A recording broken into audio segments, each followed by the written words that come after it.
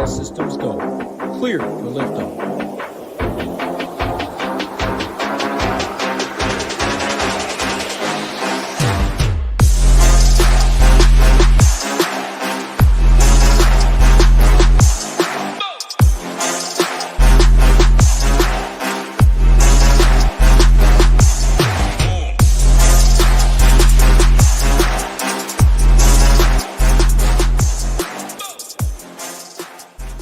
What's up, guys? Rio, aka Hebrewcheetah here. Going to be talking about this 10-game Saturday slate for December 23rd. Bit of a bigger Saturday slate than we're accustomed to for weekends. Got 10 games with, decent amount of injury news as always. So I'm going to do as best I can to keep this as short and sweet as possible. Won't be able to dive too deep into all of the matchup stuff. But let me pull my microphone closer. I won't be able to dive too deep into the matchup-based stuff. Just want to get through this quickly and get this out to you guys. It's already almost noon for me over here.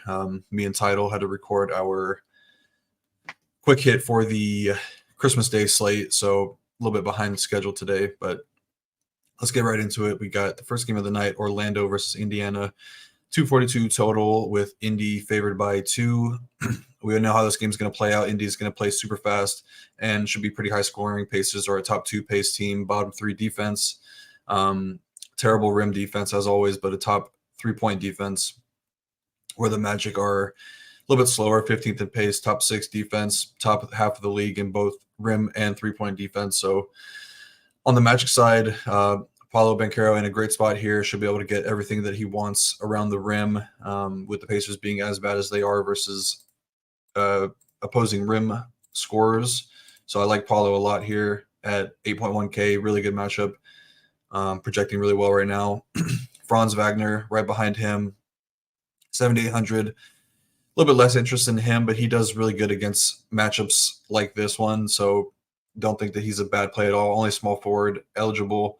But 7.8K is a little bit expensive for me. I would rather just find the 300 to get up to Paulo. In the same game, same team. And then, Cole Anthony projects really good right now at 6,400. Not as good of a matchup for point guards, but he's going to see a huge minute ceiling with both Markelle Fultz and Jalen Suggs out. And, I really like the price tag and matchup for him if he wants to just get downhill and get to the rim, which he's a pretty good rim scorer as well. But mainly just focus on those 3 guys. I guess if you want to get into the Wendell Carter returning from injury, 5,400 is a fine price tag. Mo Wagner and him are going to be splitting center minutes, so I think you can make a case for these guys, but I think we could find value elsewhere. And then on Indy side, the big injury news: Tyrese Halliburton is questionable with a knee injury, so if he misses, all the price tags for these Pacers have come down a lot since last slate, where they were all priced up pretty heavily, but if he misses, we're going to see TJ McConnell step back into the starting role, and he'll be really good play at 5K.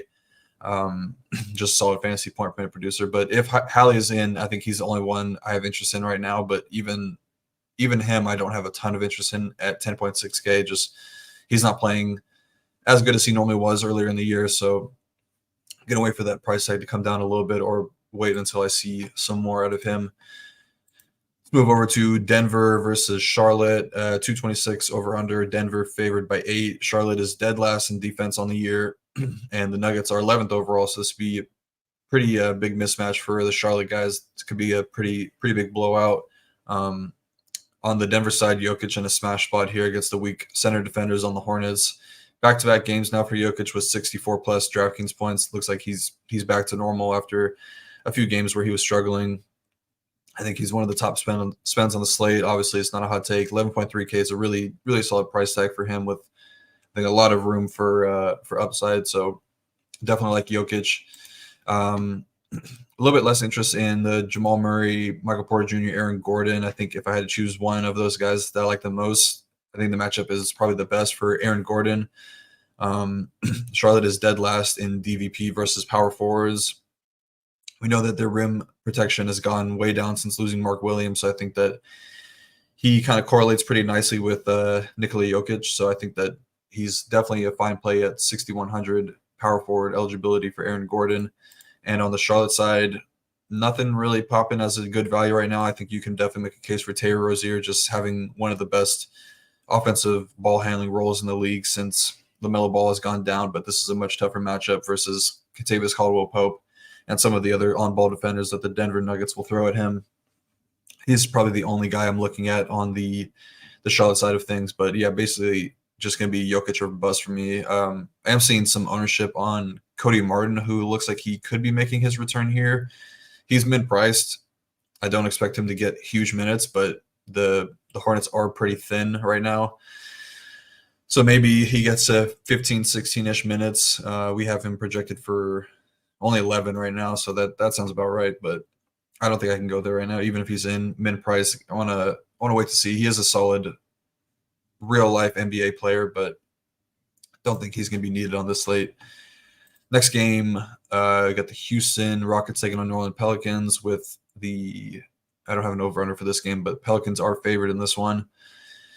Yeah, this kind of is a game that I'm fine just crossing out unless we get news of Zion missing, which he's questionable right now with an illness. So if he misses, I think you can go right back to Trey Murphy. I don't know if I would be expecting another huge game out of him. Big fan of the guy's game. Put up 28 real points, 44 DraftKings points in only 28 minutes, shot 6 or 10 for 3. But the Rockets are really solid defense, so this game should play a little bit more low scoring, but I think that he could definitely be an option at 6K, shooting guard, small forward eligible if Zion were to be out. Definitely would improve the rebounding rates for Jonas Valanciunas, would improve the usage rates for Ingram and CJ, but they're low priced up for me in this matchup, I think. And then, yeah, on the Rockets side, I'm not too interested in any of them, really. Jabari is way too expensive. Jalen Green's almost 7K. It's a little too expensive. Not a great matchup for Fred VanVleet or Alperen Sengun. So I'm kind of okay getting away from this game unless we get news of Zion being out. Next one, Utah taking on Toronto. Toronto's favored by 5. Jazz are going to be getting healthy this game. Looks like they'll be getting Laurie, Jordan Clarkson, Taylor Horton-Tucker, and Omer Yurtseven all back. So that kind of takes away a lot of the value pieces we were looking at on the Jazz side. So they're going to be a full fade for me. And on the Raptors side, a lot of interest in Scotty Barnes and Pascal Siakam with a lean to Scotty Barnes. It's just a really good matchup for him with the Jazz lacking on-ball defenders. He's been shooting the ball really well from 3, and the Jazz are pretty bad this year. I think they're bottom. They're dead last in 3-point defense on the year. So really good matchup for the shooters like Scotty Barnes and OG Anunoby. I think you definitely make a case for both of those guys. Siakam, also a fine play. The Jazz have gotten a little bit better with their interior defense, with getting Walker Kessler type of guys back. So more interest in Scotty Barnes. 8.5K is a really good price tag for him. That's pretty much it, though. It looks like Schroeder and OG are projecting pretty well. I think I'll take the shooting guard small forward eligibility on OG and Anunoby. I think this could be a pretty big spot for him too if he gets hot from 3. Jazz are a really bad transition defense too, which could give guys like Schroeder and Siakam and Scotty Barnes a bigger ceiling as well. But Scotty Barnes could be my favorite play in this game for sure. And next game, let's move over to Memphis taking on Atlanta. They 236, 237 over under. Looking like a pick 'em. And yeah, this game is going to be one I think we should have a ton of interest in. The Atlanta just game environments have been great ones to attack. They're a top pace team. They're bottom 4 interior defense, bottom 9 3-point defense, bottom 4 transition defense. And the Grizzlies are a bottom 4 3-point defense with also their pace has picked up since getting Ja Morant back. So I think this is going to be a really good game environment.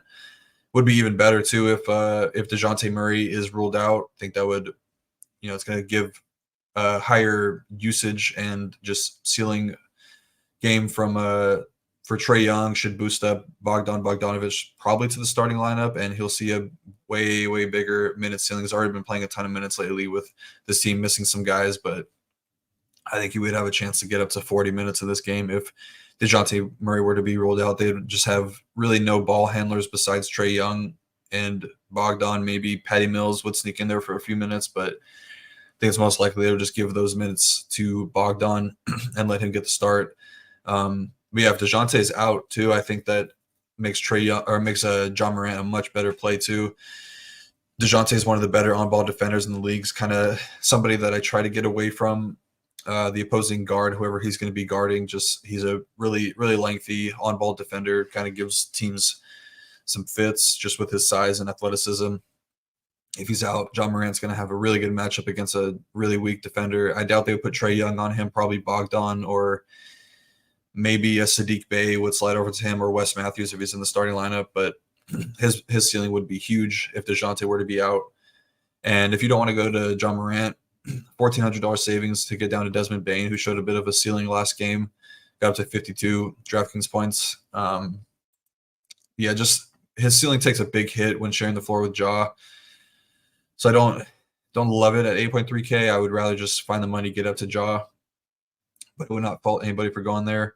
Jaren Jackson Jr. also in fine play too, but kind of like to get away from him when Ja Morant is back in the lineup as well. I'd much rather just get up to Ja. And then, on the Atlanta side, if DeJounte's out, going to have a massive ceiling and just usage role for Trae Young. Really good matchup for him too, with the Grizzlies being such a bad three-point defense. Bogdan as well, same reasons. If DeJounte were to be out, really good matchup for three-point shooters. He's going to have a big minute ceiling as well. I think that Sadiq Bey is in play as well. He's been his rebounding numbers have been good. He's had three of his last 6 games with double-digit rebounds, and he's a really solid three-point shooter. So I wouldn't fault anybody for looking to Sadiq Bey at 6.1K. I believe Onyeka Okongwu got a downgrade to questionable, so we have to keep an eye on that. I think that if he were to be ruled out, probably going to give Bruno Fernando some backup center minutes. And, I mean, at 3K, if he's getting backup center minutes, if he gets into the upper teens, I think that he's a really fine value option. So we'd have to keep an eye on that and stay updated with projections. But all in all, it's a really good game to target. Next game, Detroit versus the Brooklyn Nets. Got 232 over under with Brooklyn favored by 10. 1 second. Yeah, wondering if this could be the game where the Pistons finally get a win. I doubt it, but the Nets have really been struggling lately, especially on defense. Mikal Bridges is in a huge shooting slump. So I mean, this game could be pretty competitive, and we could see some pretty big fantasy scores because of that. On the Detroit side, it's pretty much just Cade Cunningham or bust. He's just been doing everything for the team right now. He's playing huge minutes. He's pretty much the entire offense. Shown pretty big upside too, 56 and 67 DraftKings points in back-to-back games. The matchup is really not all that bad. Normally, I would be looking elsewhere with Mikal Bridges on the other side, but just the Nets have pretty tired legs. All these guys have been running out there for pretty heavy minutes. I think that's kind of affecting their defense right now. So I think Cade is a really fine play at 8.6K. And on the Nets side, Mikal Bridges, he's been slumping lately. But if he can get the shot to fall this game at 7.4K is a really solid price tag for him and a really good matchup. So I think he could have a bounce back game here as well. It's been a better matchup for opposing point guard / shooting guards. So I think that Cam Thomas and Spencer Dinwiddie are in great spots as well. I think I'll take the lean on, well, I don't have a strong lean. I would probably max one of them, but they're both in really good spots here as well. So you can go to them. Claxton's fine play with the Pistons struggling to protect the interior defense right now with no Jalen Duren. So I think that you can get to him as well. 6.6K is a little bit expensive in this type of game environment, but I think that he's definitely playable. Just looking at the main 3 guys, though, Bridges, Cam Thomas, Dinwiddie on the Brooklyn side, and then Cade is pretty much the only guy I'm looking at on the Pistons side. Next game, Los Angeles Lakers and Oklahoma City Thunder. The big 239 over-under. OKC is favored by 4. Should be a really fun game here with 2 of the better Western Conference teams in the league. Both teams are really, really top-notch defensive teams. They're top 4 and top 7 in defensive rating. Both do a really good job defending the paint and are pretty big three-point funnels, with the Lakers being bottom 2 in three-pointers allowed per game and OKC's bottom 7. Pretty easy to break down, though. On the Lakers side, it's pretty much just Anthony Davis or LeBron. I would probably want to be max one of them. Also would not be surprised to see one of them sit here with them playing on Christmas Day. seems like a spot you could give maybe LeBron James a rest, but he probably plays tonight. I think that they're both in fine spots. Probably have a slight lean on Anthony Davis. He'll have a big size advantage over Chet Holmgren, and he's been kind of the focal point of the offense lately. Had a couple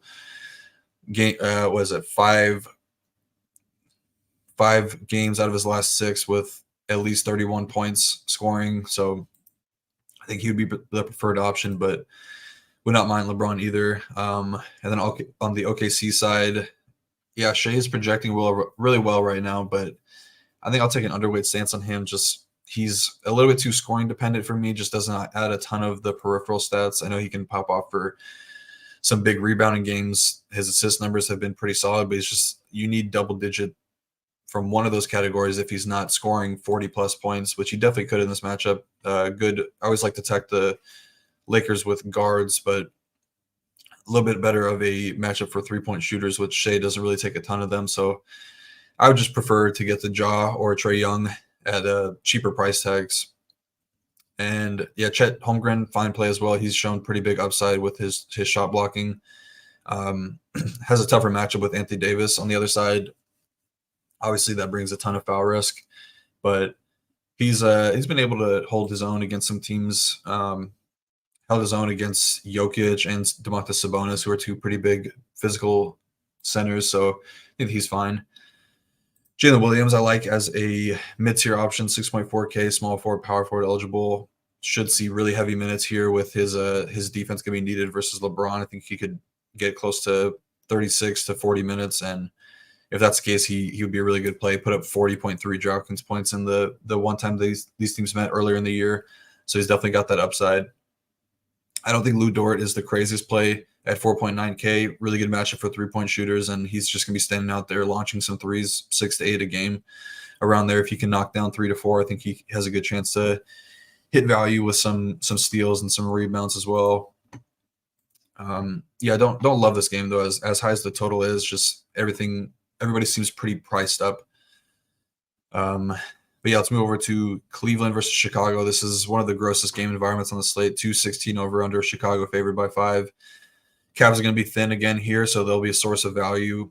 Donovan Mitchell's out, Darius Garland out, Evan Mobley out, Karis LeVert and Sam Merrill are both questionable. So if both those guys miss, they're going to really be struggling with ball handlers. We could see Craig Porter Jr. play a ton of minutes here, and I think that he's a really fine value option at 5.7K. Strus would become a priority spend as well. 6.2K, shooting guard, small forward eligible. I think you could get away from him, though, if this game were to blow out. I think that his minutes would get cut down. We could see Imani Bates step in and get some more minutes. He's min-priced, so I think if LeVert, even if just LeVert were to miss, I think that he's going to have to play. So I think that we should definitely look to some Imani Bates. Hopefully that projection comes up a little bit. But he's definitely interesting to me. Don't really want to look to get to Jared Allen, 7.3K. Not a good matchup for him, so I'm fine getting away from him. And, yeah, I mean, it's just really looking at the value options on the Cleveland side in this game. I don't love any of the options on the Bulls side. Kobe White's been obviously fantastic the last couple weeks, but he's 8.2K, priced right with DeMar and Vooch. So I think I would be max one of that situation. And same thing for Vooch. I don't really love it at 8.1K, just with this game environment being really slow and not going to be a ton of points scored. I think I would much rather just look to the guys on the Cleveland side for a source of value. Yes, that's going to do it for that game. Don't love it. Next game, San Antonio Spurs taking on the Dallas Mavericks with a 239 over-under. Dallas favored by 7. We know how this one's going to play out. Spurs are terrible defensively. Both these teams play up in pace. Luka is going to be back tonight, and he gets a great matchup. 11.7K is definitely a fine price tag for him. He's got a massive projection right now, almost 70 points. So I think he's easily the top spend on the whole slate. It's a smash spot for him. The Spurs are bottom 3 defense, bottom 7 overall defense. They're bottom 3 in transition defense. So Luka should definitely have his way with this team tonight. Definitely love him as a spend up. All the other Mavericks that are pretty priced up. We got Tim Hardaway Jr. 7K. Dante Exum 6.3K returning from injury. I mean, Derek Jones Jr. is 5.9K. So I don't think that any of these guys are really in play. They all kind of project as negative value. So I'm okay just kind of Xing them out and just looking to get to Luka. And on the Mavericks side, not too sure what was up with Wemby last game. Only got to 22 minutes. Was returning from an ankle injury, so maybe they were just trying to limit him, but would have definitely loved to get some more reporting on that before locking him in at 9K last game. But yeah, 9.2K, if he's getting his normal minutes, 30, 32 minutes, he's a really, really strong play. This is a good matchup for opposing centers. His rebounding rates have been really good as the starting center for this team. Just tough to know what Popovich is going to do on a nightly basis. So a little uncomfortable, but he should come in with a really low ownership, and I think he could pay off in a big way if he's to get his full minutes. This is a fine matchup for Keldon Johnson, Devin Vassell as well. More so Keldon. 7K is a fine price tag, but I think I'd be okay getting away from him. Maybe if you wanted to play into this game as a game stack, he would make a ton of sense. I think his minutes could get up there. So I think he's fine. I don't really want to play Jeremy Sohan. I just think that he has no offensive game whatsoever. So he's out of play for me. I don't think Zach Collins is the craziest thing either. If him and Wemby are starting to split the center minutes, if he gets to 24 minutes even, he could definitely pay off the price tag. Been a solid fantasy point per minute guy. Back-to-back games of at least 34 DraftKings points, put up 34.75 in 28 minutes last game, 41 in the game before that versus Milwaukee. So he's definitely an option, but yeah, not a ton of interest on the Spurs side. All right, last game of the night, Portland Blazers taking on the Golden State Warriors with a 231 over-under. Warriors favored by 8. This game should be pretty fun, pretty high scoring. I think that on the Blazers side, you're really just looking to Anthony Simons, Jeremy Grant, DeAndre Ayton. Definitely have a lot of interest in Anthony Simons, especially if this ownership holds up. Looking at less than, I'm seeing conflicting things. I see 29% somewhere else and then 1% somewhere else. So if that comes in around 15%, then he's fine. 20%, maybe we're getting a little bit up there. We could look elsewhere, but yeah, that's a good matchup for him. Guards have killed the Warriors all year long, and he's just been lights out since returning from injury. Minutes are going to be sky high. His assist numbers have been ticking up as well. No Shaedon Sharpe just gives him a higher usage rate too. So I definitely love Anthony Simons in this matchup. Jeremy Grant is okay.